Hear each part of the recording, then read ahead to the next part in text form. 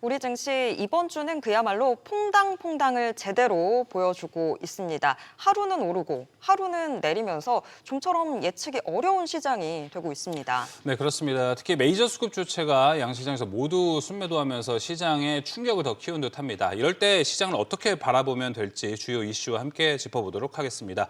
신한자산운용 ETF 컨설팅팀 천기훈 팀장, 타이탄 파트너스 문서진 대표 함께하겠습니다. 두 분 어서 오세요. 네, 어서 오세요. 안녕하십니까. 네. 자, 먼저 천기훈 팀장님, 오늘 시장 같이 리뷰 한번 해보면 좋을 것 같습니다. 외국인의 매도세가 좀 많이 거세네요. 네, 맞습니다. 사실 이번 한 주만 봤을 때는 우리나라 시장이 정말 다이나믹한 기간을 보내고 있지 않나라는 생각을 하고 있는데요. 어제 같은 경우에는 이제 AIMD 실적 발표 이후에 사실 실적이 굉장히 좋았음에도 불구하고 미국 나스닥 시장이 전반적으로 이제 조정이 되는 그러한 흐름도 보였고요. 뭐 작년부터 계속 이어져 왔던 AI 시장에서의 수익화 얘기가 나오면서 네. 그게서 AI 버블과 계속 연결이 되면서 이슈화가 됐었는데 특히 또 엔트로픽에서 또 AI 자동화 도구 얘기가 나오면서 소프트웨어 관련된 기업발 전반적인 이제 AI 관련된 주들이 반도체 주들과 더불어서 조정이 되면서 오늘 이제 우리나라 시장에 많은 영향을 미쳤다라고 정리할 수 있을 것 같습니다. 그래서 물론 지금 나스닥 선물이 지금 시간에서 반등은 하고 있지만 어쨌든 2월 한 달 동안 이러한 변동성은 계속 이어질 거라고 생각을 하고 있고요. 지금 아무래도 이제 투자자분들이 가장 궁금해하실 부분은 이게 일시적인 조정일지, 그쵸. 예, 아니면은 이게 추세가 좀 꺾인 건지에 대한 부분이 분명히 제일 중요한 포인트라고 할 수가 있는데, 그래도 이 추세가 꺾였다라고 보기에는 아직까지 좀 이르다라고 생각을 하고 있고요. 단지 이제 워낙 이제 연초 이후, 작년부터 연초에 많이 올랐기 때문에 2월 한 달간은 이러한 변동성은 계속 있을 수 있다. 그러니까 우리 투자자 입장에서는 어떻게 보면 지금 설 연휴도 앞두고 있고 이러한 부분들 변동성이 있을 때마다 조금 담아가는 시즌으로 생각을 해보시면 좀 더 마음 편한 투자를 할 수 있지 않을까. 물론 오늘 이제 삼성전자와 SK 하이닉스도 네. 많은 조정이 있었지만 상대적으로 이제 마이크론이라든지 미국 반도체 주들 대비해서는 그래도 아직까지는 밸류에이션 측면에서는 조금 매력적인 구간이기 때문에 그런 반도체 그러니까 탑2를 중심으로 해서 이러한 매수 흐름 꾸준히 이어가시면 뭐 좋은 결과가 있지 않을까라고 생각을 하고 있습니다. 네. 반도체 탑2를 중심으로 한 긍정적인 시각들 계속 좀 열려 있다라고 답변해 주셨는데요. 문 대표님, 그러면 오늘도 개인이 굉장히 강한 매수세를 보여줬잖아요. 그럼 오늘도 역시나 개인의 승리, 일단은 그렇게 볼 수 있을까요? 근데 이제 개인 투자자분들의 최근 들어 이제 패턴을 보면 물론 이제 많이 급락하는 때는 많이 사는데 또 올라오면 그걸 또 많이 버티지 못하시더라고요. 올라오면 또 빨리 좀 짧게 매도를 또 많이 하시는 흐름이라서 개인 투자자분들이 흔히 말 시장을 주도하는 느낌은 아닌 것 같긴 합니다. 여전히 지금은 결국은 좀 의지 있게 시장을 올리는 주체는 기관이거든요. 그래서 결국은 지금 기관이 조금 더 적극적이어야 되는데 기관은 지금은 좀 눈치를 보는 것 같아요. 최근에 워낙 많이 샀기 때문에 그쵸. 기관들 입장에서도 조금 숨고르기를 하는 것 같고요. 그 과정에서 개인 투자자분들이 지금이 기회다. 안 그래도 사고 싶었는데 해서 많이 들어오는 것 같습니다. 뭐 지금 증시 예탁금 같은 경우는 아직까지 또 충분하다. 물론 오늘 보면 제가 보기에는 100조 미만으로 빠졌을 것 같긴 해요. 예. 근데 이제 모르겠습니다. 또 지금 더 105조 나오고 있어요. 예, 더 이제 지금이 기회다라고 하셔서 더 들어올 수도 있을 것 같긴 한데 당분간은 제가 보기엔 개인 투자자들이 좀 받쳐줄 것 같은데. 그쵸. 예, 그래서 다만 중요한 건 저 역시도 시장의 추세적인 하락은 아닐 것 같아요. 추세적인 하락은 아닌데 예전만큼 이렇게 상승에 탄력이 붙는 흐름은 아닌 것 같고요. 네. 당분간은 조금 숨고르기가 좀 그쵸. 이어지는 흐름이지 않을까라는 생각이 좀 드네요. 그러니까 지금 사실 이 뭐라 그러죠? 박스권 시장에서는 사실 외국인 수급이 되게 중요하잖아요. 근데 이런 유동성 시장에서는 코로나 때도 그렇고 개인들이 사는 양이 엄청 중요한 건데 그래도 외국인이 하루에 5조를 파니까 걱정은 된다는 말이죠. 대표님 보셨을 때 지금은 개인 수급의 힘을 더 믿어도 된다라고 얘기하시는 거죠? 제가 이제 추세적인 부분을 라는 건 아니고 예. 이제 바닥에 대한 부분, 그러니까 여기서 더 떨어지는 속도를 좀 제한할 수 있는 그러니까 브레이크를 작용할 수 있는 역할은 개인 투자자분들이 할 수 있을 것 같다라는 생각은 듭니다. 네, 알겠습니다. 네, 오늘 시장 일단 먼저 크게 둘러봤는데요. 굉장히 많이 하락들을 했습니다. 여기에서 좀 숨 쉴 곳 없는지 첫 번째 섹터 확인해 보도록 하겠습니다. 하락장에서 살아남기, 지금 소비주를 주목해야 되는 건가라는 생각이 들더라고요. 춘절 연휴도 다가오고 있고, 뭐 정부 여당 대형마트 새벽 배송 허용 논의도 있는 상황인데요. 소비주 체크해 보겠습니다. 일단 팀장님, 네. 2월이 소비주의 달이다라고 일단 크게 잡아보는 시각 어떻게 보세요? 네, 아무래도 이제 중국 여팔 이제 소비에 대한 기대감이 아무래도 많은 달일 것 같고요. 아무래도 춘절을 앞두고 있다 보니까 호텔주라든지 카지노 관련된 주들이 주목을 받는 시즌인 것 같습니다. 그쵸. 과거에도 그랬었고요. 그리고 최근에 또 유통업계를 보게 되면 오늘 이마트는 또 굉장히 많이 오르고 있던데 이러한 또 전통적인 유통주들 같은 경우에는 뭐 실적에 대한 변화보다는 이 정책에 대한 모멘텀으로 또 많이 오르는 이런 모습도 보였고요. 아무래도 이제 대형마트의 영업 제한을 온라인 쪽에서는 좀 풀자라는 이러한 유통법에 대한 개정 속도가 좀 붙다 보니까 거기에 대해서 좀 수혜를 받을 수 있다는 기대감이 있고 대신 이제 우리가 봐야 될 것은 이게 지속적일 거냐는 부분은 결국 이 법안이 처리되는 과정이라든지 그리고 실제 이게 뭐 기존의 쿠팡이라든지 이러한 온라인 커머스를 대비해서 얼마나 리커버리가 가능할지 얼마나 실적에 반영될지 이러한 부분들을 좀 중점적으로 봐야 되지 않을까라고는 생각하고 있고요. 다시 뭐 호텔이나 이제 카지노주 관련돼서 돌아가면 이 부분들이 아무래도 이제 중국 관련돼서 이제 춘절과 맞물려서 당분간은 수혜를 좀 받지 않을까 시즈널리하게 그렇게 좀 보고 있습니다. 알겠습니다. 근데 요게 이제 뭐 네. 중국인들이 많이 온다라고 하는데 이건 뭐 항상 연례 행사잖아요. 맞아요. 네, 근데 이게 이쪽 섹터가 오늘 올랐다라는 거는 시장이 뭐 다른 쪽이 좀 쉬어가니까 네. 일시적으로 순환매로 올리는 건지에 대한 해석은 어떻게 하실지 궁금해요. 일단 이거는 또 주체별로 수급과 연결해서 봐야 될 것 같은데요. 네. 지금 보면 물론 지금 개인들이 역대급으로 매수를 하고 있지만 또 외국인들이 역대급으로 매도를 하고 있지 않습니까? 네. 그 매도의 주체를 보게 되면 결국 이제 연초 이후 특히 많이 올랐던 반도체라든지 자동차와 같은 섹터들 중심으로 매도를 많이 하고 있는데요. 오히려 어떻게 보면 지수 대비 좀 약간은 소외가 됐었던 소비주를 비롯한 이러한 섹터들은 외국인이 또 매수를 하는 네. 이러한 흐름을 좀 보이고 있습니다. 아무래도 그런 수급적인 부분과도 좀 어느 정도 연결이 되지 않을까라고 보고 있습니다. 예, 알겠습니다. 이게 조금 이제 연속성에 대해서가 되게 많은 분들이 궁금해하실 것 같습니다. 문서준 대표님은 이 뭐 호텔과 카지노 오늘 소비주들이라는 이름으로 올라갔잖아요. 이 섹터의 상승세 연속성 좀 어떻게 판단하시나요? 저는 그렇게 연속적이지 않을 것 같다라는 생각은 듭니다. 그러니까 뭐 시장이 원래 이런 유통주들이 잘 가는 시기는 결국은 지수라든지 그러니까 시장에 좀 매력적인 섹터가 없을 때 잘 예. 가거든요.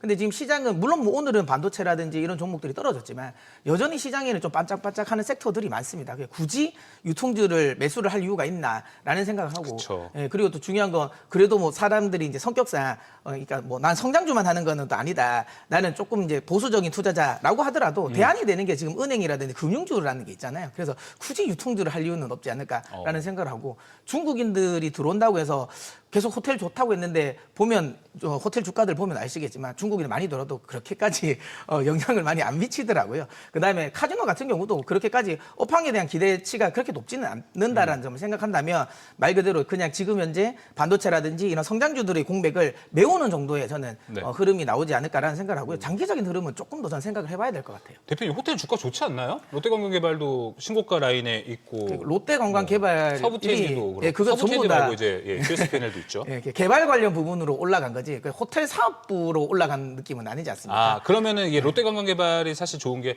호텔, 카지노가 같이 좀 섞여 있으니까 이게 좀 매력적이라고 이야기를 하시는 거라고 보면 될까요? 뭐 그러니까 파라다이스랑 또 같은 맥락이라고도 보셔야 되는데 근데 파라다이스도 바닥 대비는 좀 올라오긴 했는데 둘이 좀 벌어져 있어요. 네, 근데 이제 보시면 아시는 것처럼 이제 전통적인 우리가 흔히 말하는 이런 그 호텔이라든지 카지노에 대한 수요보다는 개발과 관련된 수요가 조금 더 묻혀 있는 것 같아요. 그래서 이걸 순수하게 카지노나 그다음에 이제 호텔로 보는 종목으로 보기는 좀 무리가 있다라고 저는 생각합니다.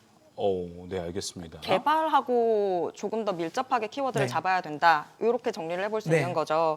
그러면 호텔은 그렇게 넘어가고 이마트 사실 오늘 윗꼬리를 좀 길게 달긴 했거든요. 네. 그럼 이것도 이 이슈에 대해서 지속성을 크게 보기는 힘든 그런 상황이라고 저희가 평가하면 될까요?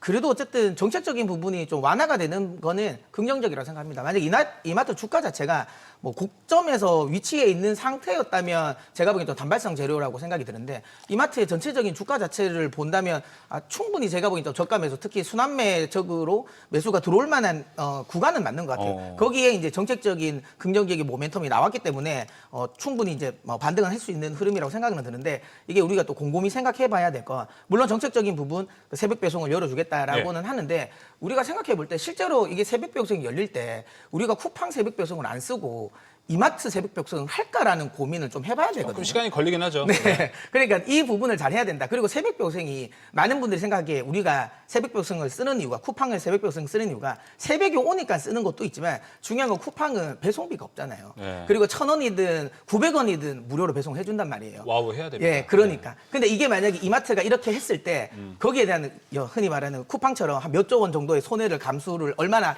할 수 있는지 이 부분도 우리는 고민을 해봐야 되기 때문에 저는 이거는 단기적인 좀 모멘텀일 수도 있어서 이걸 보고 추세적으로 이마트를 매수하는 거는 네. 조금 무리가 있지 않을까라는 생각을 합니다. 알겠습니다. 자, 앞서 뭐 이제 이마트 정부 정책과 관련해서 여기에 대한 이야기를 잠깐 해봤고요. 이 호텔 카지노 쪽에 왔을 때 사실 가장 많은 부분에서 매출이 나오는 데가 면세이긴 합니다. 호텔 신라가 근데 다시 좀 주가가 많이 올라간 걸 좀 보면은 청균 팀장이 요새 면세 부분도 좀 많이 좋아졌나요? 뭐 면세 부분도 이제 바닥권 대비해서는 굉장히 어느 정도 반등을 했다라고 볼 수 있는데 네. 앞에서 뭐 대표님도 말씀하셨지만 이게 추세적으로 계속 상승할 거냐라는 측면은 조금은 더 지켜봐야 되지 않을까라고 보고 있습니다. 네. 네, 알겠습니다. 자, 소비 쪽에 대한 이야기 꾸준히 좀 해보겠습니다. 중국인들이 그래서 우리나라 오면은 뭐 하나요? 요새는 화장품도 사고. 사고요, 피부 네. 미용도 하고요, 많은 걸 합니다. 피부 미용에서는 좀 많은 분들이 걱정하실 수 있는 게 파마리서치가 어닝 쇼크를 기록하면서 오늘 제가 아까 봤을 때는 20% 넘게 지금 더 빠지네요. 22%로 좀 하락을 하고 있습니다. 대표님 보셨을 때 스킨부스터 업종은 올해도 괜찮을 것 같으십니까? 스킨부스터 업종 전체를 보면 괜찮을 것 같은데 네. 기존에 이제 강자인 파머 리서치 그러니까 흔히 말하는 리쥬란 쪽이 아무래도 도전을 많이 받을 것 같아요. 원래 1위였으니까. 네, 근데 이제 저는 개인적으로 그런 생각을 하거든요. 이건 좀 순수한 개인적인 생각입니다. 리쥬란 너무 아픈 것 같아요. 그게 제가 받아보셨어요? 보기에는 그래서 너무 그게 큰 리스크인 것 같아요. 왜냐하면 그래서 피부가 좋으시군요. 대안이 없었을 때는 아픔을 참거든요. 근데 최근 들어서는 뭐 더모톡스라든지 스킨부스터 제품들이 안 아픈 제품들이 많이 나와버렸잖아요. 그러다 보니까 그런 제품들을 오히려 대안으로 많이 맞습니다. 아무래도 리쥬란이 워낙 효과가 좋아서 사람들이 많이 맞지만 뭐 거기 맞고 났을 때 뭐 엠보가 생기는 부분이라든지 이런 부분이 굉장히 부담스럽거든요. 근데 이 부분을 확실하게 이제 이 커버를 할 수 있는 제품들이 나오다 보니까 제가 보기에는 예전처럼 이 파마 리서치가 이 실적을 낼 수 있을까라고 하면 쉽지 않을 것 같다라는 생각이 들어서 그러면 오히려 도전자 후발주자가 더 좋을 것 입장인 같아요. LNC 바이오나 한스바이오메드는 어떻게 판단하세요? 차라리 그쪽으로 후발주자 쪽이 저는 오히려 더 낫지 않을까라는 생각이 좀 듭니다. 지금 상을 보면. 네, 알겠습니다. 화장품 미용기기 다 전체로 해서 보면 결국에는 대장은 APR만 굳건하게 지위가 안 흔들리고 가는 걸까요? 오늘은 또 오름세더라고요. 네. 뭐 돌고 돌아서 APR이라고 화장품은 요즘에 이제 국내 화장품 관련 기업들이 변동성이 좀 너무 큰 것 같아요. 그러니까 그리고 또 양치기 소년을 좀 많이 했었어요. 실적이 잘 나올 것 같다는 네. 기대감을 많이 받았는데 실제로 뚜껑 열어보면 항상 이제 실적 발표하면 좀 실망감이 많았던 거. 대표적으로 뭐 실루콘2라든지 이런 네. 종목들이 좀 실망을 많이 줘가지고 근데 그런 관점에서 봤을 때 실망을 가장 안 준 게 APR이다 보니까 화장품주 전체 섹터에 대한 투자보다는 만약에 화장품에 관심이 있으면 그냥 APR을 투자하는 게 대장주? 대장주를 투자하는 게 맞는 것 같다는 생각이 좀 들긴 하더라고요. 알겠습니다. 소비 섹터가 진짜 좀 상당히 많습니다. 피부 미용도 있고요, 화장품도 좀 많은데 청균 팀장이 보셨을 때 이런 소비 섹터에서 좀 괜찮게 생각하시는 데가 있으십니까? 일단 뭐 저는 화장품주에서는 뭐 최근 실적 발표했던 APR을 얘기할 수 있고요. 네. 뭐 화장품주에서도 앞에서 말씀 주신 것처럼 이제 종목 간의 선별이 굉장히 중요하다라고 생각을 하는데 뭐 생산기업 안에서도 이제 아모레퍼시픽이나 LG생건과 같은 그렇죠. 전통적인 종목들 대비해서는 이런 APR과 같은 그리고 또 그 IPO를 준비하고 있는 구다이 글로벌과 같은 이러한 기업들이 주목을 받을 수밖에 없는 구조인 것 같고요. 결국에는 우리가 이 소비주 그 안에서 이제 화장품주를 선별을 할 때는 해외 매출 비중이 높은 기업들을 네. 선별하는 게 굉장히 중요하다라고 생각합니다. 결국 지금 화장품주들이 국내 화장품주가 주목을 받는 가장 큰 이유는 북미 시장을 중심으로 한 수출 증가에 대한 기대감이거든요. 그렇기 때문에 그러한 부분들을 주목하셔서 종목에 대한 선별이 좀 중요한 시점이다. 이렇게 좀 정리할 수 있을 것 같습니다. 예. 화장품은 그래도 여전히 뭔가 중국향보다는 북미, 유럽향으로 가고 있는 거기서 잘 팔고 있는 기업들을 한번 우선적으로 보는 게 투자 포인트가 좀 될 것 같습니다. 자, 소비주에 대한 이야기 한번 해봤고요. 이어서 다음 섹터 이야기 나눠보도록 하겠습니다. 오늘 에코프로 BM 장중에 실적 발표가 있었습니다. 잠시 후에 이제 에코프로랑 에코프로 머티까지도 실적 발표가 나오면 저희가 방송에서 바로 말씀드리도록 하겠습니다. 일단은 매출액은 4,992억 원, 컨센 대비 12% 하락은 했지만 영업이익이 아주 좋았습니다. 영업이익이 예상치가 254억 원이었는데 410억 원을 달성해내면서 좋았습니다. 근데 주가는 다 반영이 좀 안 된 분위기인 것 같습니다. 문서진 대표님, 왜 잘 나왔나요? 실적 발표. 뭐 아무래도 리튬 가격 이제 올라간 거가 반영된 것 같아요. 그러다 보니까 리튬 가격? 예, 실적 미스가 많이, 그러니까 시장 예상치를 많이 뛰어넘은 건 그거 말고는 없는 것 같아요. 매출 쪽에 딴에서는 사실 뭐 시장의 예상치랑 그렇게 크게 벗어나지 않았는데 이제 영업이익 쪽에서 그렇게 나왔다라는 것 자체가 제가 보기에 리튬 가격 상승 반영분을 조금 더 많이 반영한 거라고 생각이 들고요. 다만 이제 중요한 건 그렇게 해서 업황이 좋아졌다라고는 하지만 네. 그래도 지금 현재 가격대가 물론 고점 대비해서는 굉장히 낮지만 이게 전체적인 밸류에이션을 봤을 때 이게 지금 낮은 가격대냐라고 하면 저는 굉장히 아직까지 굉장히 좀 높은 가격대라고 생각이 들거든요. 근데 이 얘기를 많이 하시는 분들이 많더라고요. 셀업체도 상당히 아직은 저평가 아니다라는 이야기를 많이 하는데 그 기준을 어떻게 잡으시는 거예요? 아이고, 일단 기본적으로 절대적인 영업 이익을 보는 거죠. 그리고 절대적인 영업 중요한 건 예전에 한창 2차 전지가 잘 갔었던 시장, 그러니까 2024년 같은 경우는 우리가 흔히 주가를 볼 때 멀티풀이라는 걸 주잖아요. 이 회사가 이 정도로 돈을 벌어도 앞으로 성장성이 있으니까 조금 더 프리미엄을 더 주는 게 있는데 지금 현재 우리가 2차 전지 뭐 셀이든 아니면 뭐 소재든 봤을 때 멀티풀을 예전에 줬던 만큼은 줄 수 있냐라는 거죠. 그러니까 우리가 지금 2차 전지를 흔히 말하는 그때의 성장성이 나올 만한 종목이라고 볼 수 있는 게 아니기 때문에 그래서 제가 보기에는 멀티풀 측면에서 굉장히 지금 낮아져 있는 상태에서 현재 주가가 지금 주가랑 좀 적정한가라고 보면 저는 개인적으로 좀 고평가가 아닐까라고 생각을 합니다. 멀티플. 좀 고평가다. 팀장님은 어떻게 보세요? 지금 2차 전지 LNF도 앞서서 4분기 흑자 전환했었고 지금 에코프로비엠도 그렇고 슬슬 어떻게 실적에 대해서는 긍정적인 신호들이 나오는 것 같다라고 볼 수도 있는 거잖아요. 네, 일단 뭐 흑자 전환 자체는 긍정적인 신호로 해석은 할 수는 있는데 아무래도 지금 전방 산업인 전기차 수요에 대한 그 둔화가 지속되고 있는 만큼 이 부분은 계속 주목해서 보셔야 될 것 같고요. 그리고 지금 주요 배터리 셀사들이 지금 연간 수익은 지금 플러스이긴 하지만 4분기 실적이 일단 마이너스로 발표가 됐기 때문에 그러한 부분들도 사실은 좀 전기차 산업 자체, 그러니까 2차 전지 산업 자체에서는 좀 부정적인 요인이 아닐까라고 생각하고 있고요. 지금 최근에 2차 전지 관련된 주들이 주목받는 이유는 아무래도 이런 실적적인 부분이나 전통적인 전기차 시장보다는 다들 알고 계시는 것처럼 로봇이라든지 ESS와 같은 새로운 성장 동력에 대한 기대감이거든요.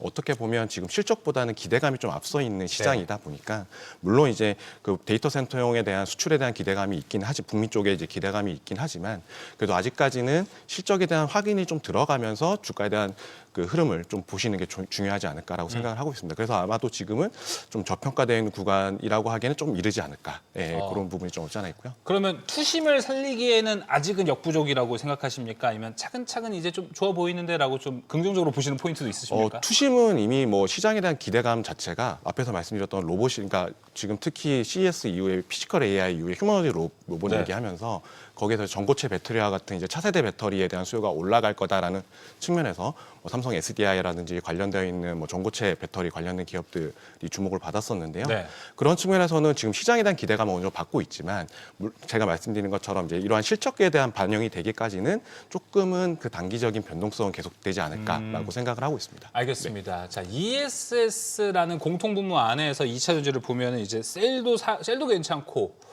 소재도 괜찮을 것 같습니다. 뭐 대표님께서 보셨을 때는 지금 뭐 이 로봇 내러티브도 있잖아요. 난 그렇다면 2차 전지 셀이 낫다, 소재가 낫다. 어디로 좀 평가하세요? 뭐 주가적인 측면에서 본다면 아무래도 탄력적인 면에서는 소재가 아무래도 더 탄력적인 면이 있다고 봐야 될 것 같고요. 그래서 보통 이제 소재주들 같은 경우는 또 코스닥에 또 상장돼 있는 기업들이 많고 이게 또 정부 정책에 또 부합하면서 네. 아무래도 기간 수급을 조금 더 유인할 수 있는 요소가 많기 때문에 만약에 둘 중에 하나를 택한다면 저는 소재 쪽이 조금 더 낫지 않을까. 물론 밸류에이션적인 측면에서 본다면 세일 업체가 더 낫긴 한데요. 우리가 이제 주식 측면에서 내가 흔히 말하는 저희가 이제 개인 투자자들 같은 경우는 애널리스트 분들이 아니잖아요. 기업 가치를 매기시는 분이 아니고 실질적으로 투자를 해서 수익을 거둔다라는 측면에서 본다면 오히려 뭐 2차 전지 갈 때는 두 섹터 다 갈 것 같고요. 그렇다면 탄력적인 면에서는 소재가 조금 더 나을 거라고 봐서 둘 중에 누군가를 탓한다면 저는 뭐 소재 쪽이 좀 낫지 않을까라는 생각을 합니다. 네, 알겠습니다.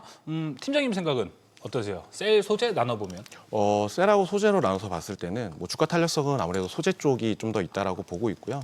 그리고 같은 셀 3사라고 하더라도 일단은 그 안에서의 옥석 가리기는 좀 필요하지 않을까. 왜냐하면은 각각의 사들이 받고 있는 주가 모멘텀이 조금씩은 다르기 때문에 네. 그 안에서의 좀 옥석 가리기에 좀 필요한 옥석 가리기는 좀 필요한 그러한 시점이라고 생각을 하고 있습니다.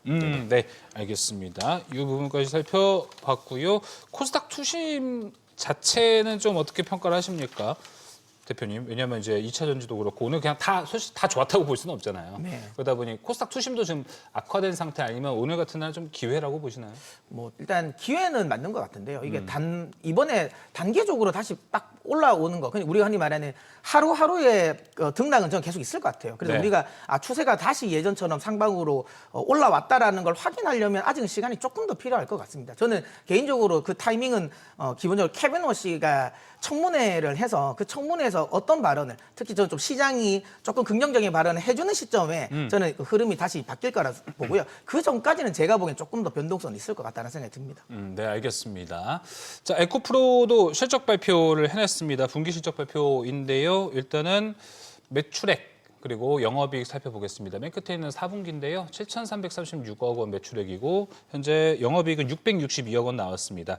이게 이제 전분기랑 QOQ로 비교했을 때는 거의 반토막에 좀 가깝게 많이 빠졌기 때문에 이 부분에 대한 실적 반영이 자, 현재 애프터마켓에서는 크게 나타나고는 있지는 않습니다. 애프터마켓에서 조금 더 변동성이 생겨나면은 저희가 또 방송을 통해서 말씀드리도록 하겠습니다. 자, 2차 전지까지 저희가 한번 살펴봤고요. 다음 키워드 한번 넘어가 보도록 하겠습니다. 다음 키워드는요. 자, 종전 이야기가 좀 여러 가지 나오고 있습니다. 종전 하나로도 다뤄볼 섹터가 상당히 많은데요. 뭐 이제 재건주도 될 것 같고요. 방산도 될 것 같습니다. 여기에 대한 이야기를 먼저 좀 나눠 보도록 하겠습니다. 종전 이야기 이번에는 조금 와 닿습니까, 팀장님? 어떠세요? 이번에 좀 진짜인 것 같으세요? 물론 지금 분위기는 나쁘지 않은 것 네. 같은데요. 저는 그런 생각이 들더라고요. 최근에 이제 국제 매크로적으로 봤을 때 지정학적인 이슈 자체는 이제는 변수 간에 약간 상수가 되지 않았나라는 생각이 좀 들더라고요. 이제 어떻게 보면 그 각국의 특히 트럼프의 말 한마디에 그러한 분위기 자체가 그렇죠. 하루하루가 바뀌는 것처럼 그렇기 때문에 저는 오히려 그런 전통적인 방산 측면에서 봤을 때 그렇기 때문에 이제 그러한 지정학적인 리스크가 그러니까 상수가 됐다라고 봤을 때는 금 가격이 새로운 이제 뉴노멀에서 지금 최근에 좀 주춤하긴 하지만 그렇게 반영이 되는 것처럼 이러한 국내 방산주들을 보는 시각 자체를 조금 좀 달리 가져가야 되지 않을까라고 생각을 하고 있습니다. 그리고 지금 국내 방산주들 같은 경우에는 또 그 수출에 대한 다변화도 굉장히 많이 가져가고 있기 때문에 그런 전통적인 방산적인 측면에서도 네. 지속적으로 실적적인 측면에서 뒷받침이 될 거라고 보고 있고요. 그래서 뭐 작년 상반기부터 이제 조방원이라고 해서 이제 국내 주도주로 국내 방산주들이 굉장히 좀 주목을 많이 받았었는데 그렇죠. 올해도 그 주도주의 지위는 계속되지 않을까. 그게 좀 국내 ETF 시장에도 계속 반영이 되고 있는 것 같고요. 네. 그렇습니다. 그러면 지금 팀장님 말씀을 좀 정리를 해보면 네. 방산주들을 뭐 지금 재건 이슈가 어떻게 나오든지 간에 네. 포트폴리오 안에서 방산주들을 놓고 그 방산주들 비중 조절해가면서 이 이슈를 반영하면 된다 이렇게 받아들이면 될까요? 일단은 저는 그 각국이 이런 지정학적 이슈가 단기적으로 조금 완화된다고 하더라도 지금 구조적으로 방위비 지출은 지속적으로 늘릴 그렇죠. 거라고 보고 네. 있거든요. 그럼 결국 거기에 수혜를 받을 수 있는 게 국내 방산주라고 했을 때 그러한 부분이 결국 실적에 반영될 거라고 보고 있기 때문에 최근에 또 그런 뉴스페이스 사업하고도 또 연결이 되고 있잖아요. 그렇기 때문에 그런 측면에서 이제 지속적으로 좀 주도주로 지켜볼 필요는 있다라고 생각을 하고 있고 그게 또 제가 앞에서 말씀드린 것처럼 국내 ETF 시장에서도 방산 관련된 ETF에 대한 그 개인이나 이제 기관들의 매수세가 계속되고 있다라고 말씀드릴 수 있을 것 같습니다. 네, 알겠습니다. 방산은 이제 뭔가 하나의 좀 큰 흐름으로 가는 것 같고 이제 막 종전 네. 한다라고 해서 뭐 하락을 한다라는 섹터보다는 오히려 그럴 때 좀 담아가는 전략이 좀 더 괜찮을 수 있을 것 같습니다. 방산 이야기가 좀 먼저 한번 쭉 해보면 좋을 것 같습니다. 대표님 보셨을 때 한 종목만 봤을 때 하나 시스템이 사실 요 근래 엄청 빠르게 좀 달려갔었잖아요.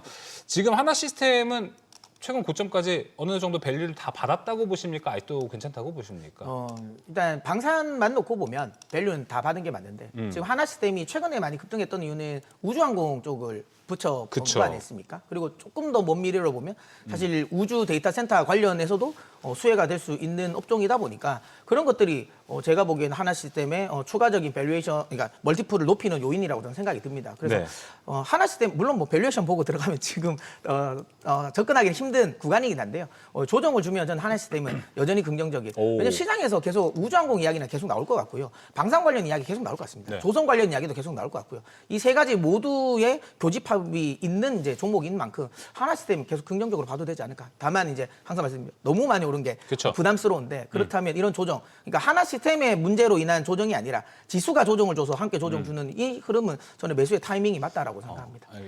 우주는 계속 이야기 나올 거다라고 하셨는데 오늘 우주는 좀 부진했잖아요. 그럼 오늘 담아갈 수 있었던 기회였었던 걸까요? 그러니까 오늘 당장 담아라라는 거는 그렇고요. 추가적인 하락은 분명히 조금 더 있을 것 같아요. 왜냐하면 지금이 저는 이제 뭐 이게 어떻게 생각하실지는 모르겠지만 지금의 이런 조정 중에 하나가 미국 주식에서도 뉴욕 증시 같은 경우도 뭐 반도체 관련 부분 또 조정을 줬지만 뉴욕 증시에서도 우주항공 관련 기업들이 많이 조정을 줬거든요. 이게 저는 지금까지는 유동성에 대한 기대감이 있었는데 케빈 워시의 의장이 되는 거에 의해서 이제 유동성 장세에 대한 의구심이 있는 것 같아요. 그러면 아무래도 유동성 장세에서 유리했었던 흔히 말하는 모멘텀 주식들이 약하거든요. 그러니까 그거에 흔히 말하는 전체적인 같은 맥락이라고 보고 그럼 이게 해소되기 위해서는 결국 제가 말씀드렸던 케빈 워시의 청문회 흐름을 보고 그때부터는 다시 좀 올라갈 수 있을 거라고 생각이 들고요. 저는 개인적으로 뭐 케빈 워시가 그렇게까지 부정적인 이야기는 안 할 것 같다는 생각이 들거든요. 네. 그렇다면 오히려 한 2월 정도까지는 조금 눌릴 수 있는데 이 눌림목에서 저는 조금씩 천천히 매수해 나가는 건 긍정적이지 않을까라고 생각합니다.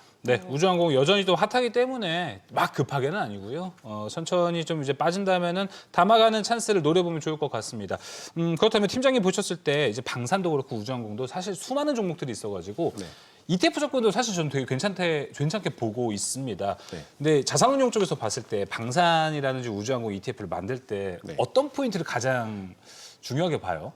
요즘에는 특히 이제 방산을 포함한 이제 테마형 네. ETF를 만들 때 제일 중요한 거는 이게 주도주에 대한 반영을 어떻게 가져갈 거냐에 대한 그러니까 압축 포트에 대한 수요가 굉장히 늘어나는 것 같아요. 그러니까 방산을 예를 들면 조선 같은 경우는 이제 우리나라 조선 3사를 탑3로 잡아가듯이 그쵸. 그러한 식으로 가져간다라고 하면 또 이제 반도체 같은 경우는 탑2 이런 식으로 가져가지 않습니까? 네. 그런 것처럼 이제 그 산업 섹터에 맞는 주도주에 대한 비중을 많이 올려가면서 그 안에서의 밸류체인에 대한 종목들을 가져가는 이러한 전략으로 많이들 상품을 출시하고 있고요. 네. 그게 또 특히 이제 개인 투자자들 사이에서는 수요가 많이 올라가고 있지 않나라고 생각을 하고 있습니다. 네. 알겠습니다. 솔 K방산. 네. 네, 솔 K방산 엄청 좋네요. 네, 맞습니다. 이게 주도주를 잘 모아놨기 때문에. 예. 네. 주도주들 어느 섹터나 사실 다 요새는 주도주들을 잘 네. 주목하는 게 중요할 것 같은데 저희가 이 섹터에서 지금 첫 시작이 재건이었었잖아요. 네, 네. 재건 안에서는 그래도 조금 힘이 실리는 쪽은 어디라고 보세요? 사실 어떻게 보느냐에 따라서 조금 다를 수는 있을 것 같은데 아무래도 건설 관련된 주들이 재건주의 가장 대표적인 게 아닐까라고 생각은 하고 있습니다. 네. 대형 좀이겠죠. 네, 맞습니다. 이쪽 재건이 좀 어렵습니다. 테마성 짙은 종목들이 한 네. 80%가 되고 있어가지고 그쵸.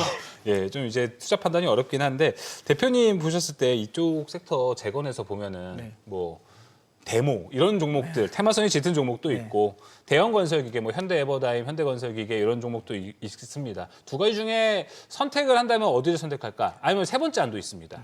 하지 마라. 뭐 어디가 지금 괜찮으세요? 저는 개인적으로 우리가 재건에 참여할 수 있을까라는 게 일단 먼저 생각해볼 문제인 것 같아요. 그러면 테마는 일단 아니네요. 네, 저는 가능성이 좀 없다고 보거든요. 왜냐하면 우리가 지금까지 그 우크라이나전에서 보여왔던 스탠스 자체가 그리고 정부도 바뀌었잖아요. 그 앞전 정부 대비해서 지금 정부가 조금 다른 스탠스를 보였었으니까 쉽지 않을 거라고 보고요. 또 하나는 종전이 어떻게 종전되는지도 중요해요. 예를 들어 러시아가 본인들이 지금 현재 점령했던 돈바스라든지 이런 지역을 내놓고 만약에 그냥 원래 예전처럼 그냥 우크라이나를 그대로 흔히 말하는 경계선을 두고 만약에 종전이 되면 그러면 저는 재건 관련 이슈는 클 거라고 봐요. 근데 그럴 가능성은 없지 않겠습니까? 이미 지금 현재 흔히 말하면 장악했던 것을 그대로 유지한 상태에서 종전을 하게 된다면 결국은 그 재건 흐름은 러시아 쪽인 거예요. 근데 러시아가 재건을 할 때 우리나라 기업들이 참여할 가능성이 크지 않다라는 거고 그쵸. 그러면 재건의 수요는 상대적으로 좀 약하다. 근데 그래도 여기서 만약에 재건 관련 부분에 우리가 모멘텀을 가져갈 수 있는 섹터는 딱 눈에 딱 전 하나가 딱 띄웁니다. 전력망. 전력망은 누가 어떤 게 미국이 재건을 들어오든 유럽이 들어오든 결국은 변압기, 고압 변압기들은 우리나라 걸 많이 쓸 수밖에 없거든요. 그런 관점에서 본다면 차라리 쓸데없는 테마주를 하는 것보다는 제대로 된 전력망 관련 기업들을 하는 게 훨씬 더 유리하지 않을까라는 생각이 듭니다. 아주 좋은 아이디어인데요. 재건해서 막 전력기기, 변압기를 사세요는 아닙니다, 여러분. 이 전력기기, 변압기에도 좋은 포인트가 재건이란 것도 들어갈 수 있다라는 걸 또 대표님께서 이야기를 해주신 것 같습니다. 근데 재건 안에서 많은 분들이 궁금해하실 것 같아서 오늘 대동그룹이 아주 좋았습니다. 뭐 기어도 좋았고 금속도 좋았는데 여기가 사실 지금 그거죠. 뭐 자율주행 로봇도 엮여 있으니까 더 좋게 시장에서 평가하는 거죠. 예전에 그 대동은 또 그 이야기도 했었습니다. 그 우크라이나 관련 재건 이슈를 스스로 좀 몰이를 좀 한 게 있었기 때문에 그래서 이제 데모도 또 그런 편이거든요. SG라든지 이런 것들이 네, 맞아요. 이미 이제 재건 나오기 전에 우크라이나 사업부 법인 또 미리 만들어 놨더라고요. 그런 부분에서 이제 시장에서 좀 주목을 하는 것 같아요. 네, 알겠습니다. 팀장님 보셔도 뭐 이런 종전이란 키워드 안에서는 재건보다는 방산 좀 크게 가는 게 낫죠. 네, 맞습니다. 네, 그게 더 우선적이지 알겠습니다. 않을까. 네. 재건 ETF 이런 거 없죠. 네, 국내에는 상장되는 게 따로 없습니다. 만드실 것 같네요. 종목 뽑기가 쉽지 않을 것 같습니다. 네, 맞아요. 받으면 좀 힘들 것 같아요. 네, 그래도 운영하기. 이 재건에서 아이디어는 얻었던 것 같습니다. 우크라이나 내에서 안 그래도 뭐 에너지 인프라 파괴가 심각하다. 그래서 건설보다는 이쪽이 더 먼저 우선시 될 수도 있겠다라는 이야기들 나오고 있었는데 이 부분 한번 좀 주목해 보도록 하겠습니다. 다음 섹터 넘어가 보도록 하겠습니다. 계속해서 좀 기대감을 가져볼 수 있을지 궁금해서 좀 오늘 넣어봤는데요. 상법 개정안 기대감이 좀 약화되는 것 같았었는데 여당에서 이제 속도를 내겠다고 해서 지금 둘러봐야 되는지 한번 알아보겠습니다. 일단 팀장님께 먼저 질문 좀 드려볼까요? 네. 상법 개정안도 사실 재건 같아요. 뭔가 네. 할 듯 말 듯 했는데 이번에는 좀 기대감을 가져봐도 될까요? 네, 지금 국내 증시가 사실 연초에 굉장히 많이 오르고 있는데 의외로 지금 신정부 출범 이후에 굉장히 강할 거라고 생각했던 정책적인 모멘텀을 받을 수 있는 주들이 좀 주가가 증권주를 제외하고는 조금 좀 횡보세를 기록을 맞아요. 했다라고 볼 수가 있습니다. 거기에 대표적인 게 아무래도 은행주라고 말씀드릴 수 있을 것 같고요.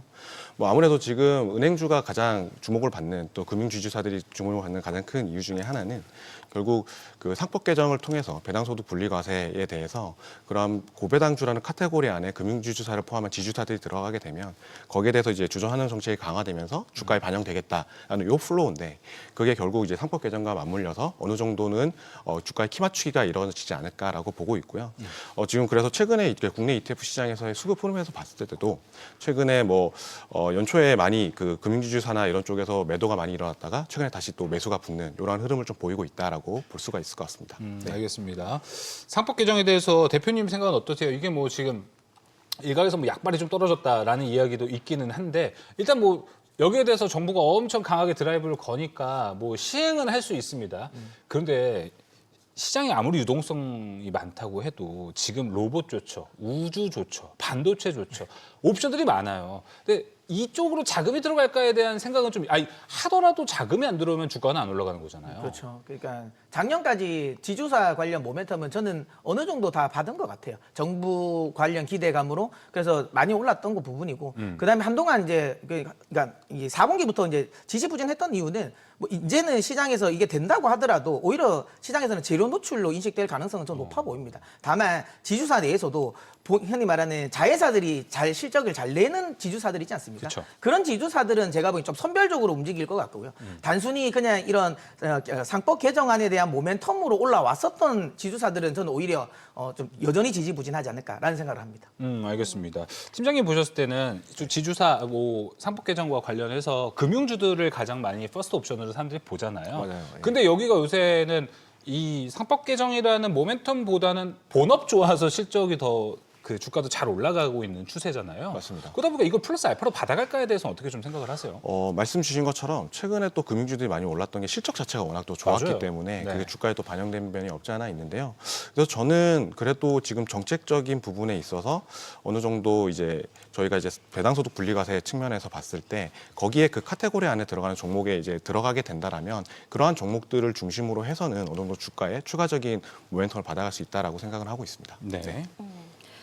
상법 개정안 이슈도 있지만 금융주 크게 둘러보면 K뱅크 이슈도 있습니다. K뱅크가 IPO 3수에 도전한다라고 오늘 밝혔습니다. 몸값도 좀 낮추고 이번에는 진짜로 좀 칼을 가는 것 같은데 대표님 이번에는 좀 성공할 수 있을까요? 어떻게 보세요? IPO는 성공할 것 같은데 타이밍이 좀 안 좋은 것 같아요.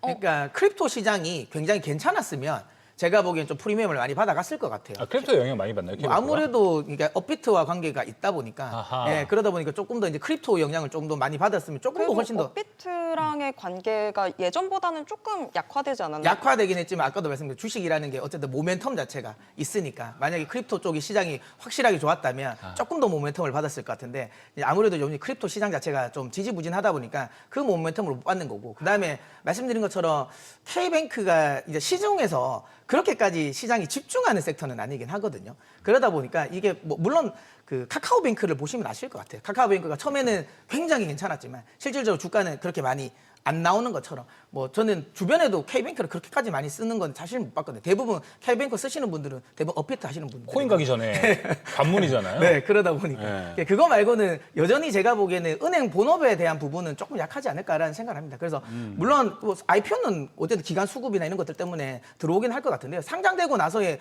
주가 탄력은 저는 개인적으로 조금은 의문이 듭니다. 네. 그럼 그 측면에 있어서 K뱅크가 스테이블 코인은 우리 자신 있다 이렇게 이야기를 했잖아요. 네. 그 부분은 어떻게 평가하세요? 저는 이제 뭐 스테이블 코인 관련해서는 달러 스테이블 코인 자체도 요즘에는 조금 지지부진하거든요. 실제로 스테이블 코인 자체의 사용량이 그냥 교환의 수단으로서 많이 쓰이는 거지. 지금 우리 정부나 이런 K뱅크가 이야기하는 것처럼 뭐 결제 수단이라든지 다른 걸로 쓰려고 하는데 실제로 달러 스테이블 코인도 작년에 결제 수요는 0.2%밖에 안 됐다는 거죠. 그러면 원화 스테이블 코인, 흔히 말하는 교환이 우리나라 사람이 원화를 그냥 지금 사고 팔고 해도 되는데 네. 굳이 그걸 코인으로 바꿔서 굳이 교환을 할 이유는 없다는 거죠. 그러면 결제 수요가 나와야 되는데 우리가 얼마나 원화 스테이블 코인이 결제 수요로서 많이 쓰일까? 우리는 다른 결제 수요가 그러니까 그 플랫폼이 너무 잘 돼 있어요. 그래서 저는 개인적으로 이거는 말 그대로 그냥 주가를 올리려고 하는 그냥 재료로서는 네. 작용이 될 것 같은데 이게 실제로 사업으로 성공할지는 저는 요새 좀 의문입니다. 좀 크게 이야기 한번 해보면 좋을 것 같아요. 팀장님 생각은 어떠세요? 왜냐하면 이런 얘기 하시는 분들 많아요. 달러 스테이블 코인이면 모르겠다.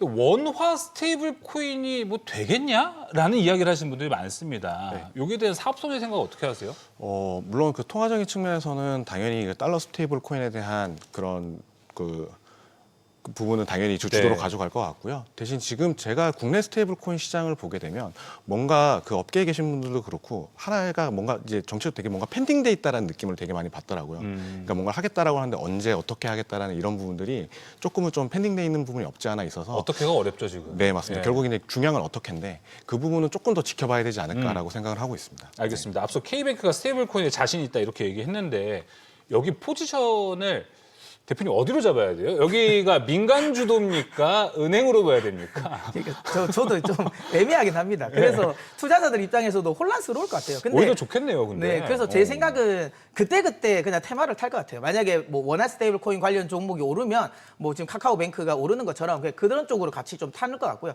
전통적인 제가 은행주로 포함되지는 않을 것 같습니다. 제 개인적인 생각은.